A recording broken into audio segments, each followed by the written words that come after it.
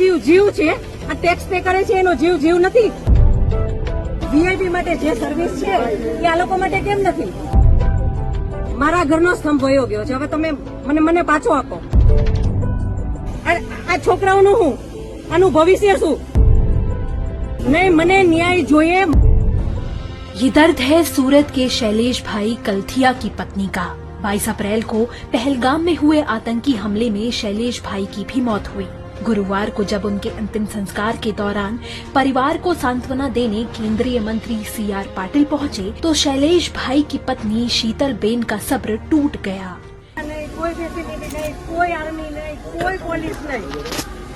જયારે મોટા મોટા નેતા આવે, કોઈ વીઆઈપી માટે પાછળ કેટલી ગાડી, ઉપર હેલિકોપ્ટર તેનાથી હાલે છે.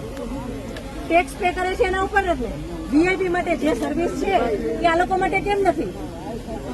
હું નીચે આર્મી કેમ્પમાં ચિલ્લાઈને કહેતી હતી કે ઉપર કેટલા લોકો જખમી છે, તમે લોકો જલ્દી કંઈક કરો. અમે ઉપરથી પડતા આખડતા નીચે ઉતરતા હજી ઉપર કોઈ ફેસિલિટી ગઈ નહોતી. આતંકવાદી અમારી સામે આવીને ગોળી મારી જાય છે. હિન્દુ મુસલમાનને અલગ કરીને હિન્દુના બધા ભાઈઓને ગોળી મારી છે. અને જે ટુરિસ્ટ પ્લેસ છે ત્યાં કોઈ આર્મી મેન નહીં, કોઈ પોલીસમેન નહીં કે કોઈ ફર્સ્ટ એડ કિટ નહીં, કાંઈ જ સુવિધા નહીં. મારા ઘરનો સ્તંભ વયો ગયો છે, હવે તમે મને પાછો આપો. મને પાછો આપો, મારે બીજું કાંઈ ન જોઈએ. આજ પછી કોઈ દિવસ કોઈ વોટ જ નહીં કરતા. જો આપણી ગવર્મેન્ટને પોતાની જ સુવિધા રાખવી છે, તમારા પાછળ કેટલા વીઆઈપી હોય છે, કેટલી ગાડીઓ હોય છે, તમારો જીવ જીવ છે, આ ટેક્સ પે કરે છે એનો જીવ જીવ નથી.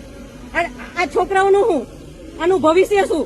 આને ડોક્ટર બનાવી છે, આને એન્જિનિયર બનાવો છો, હું કઈ રીતે બનાવીશ?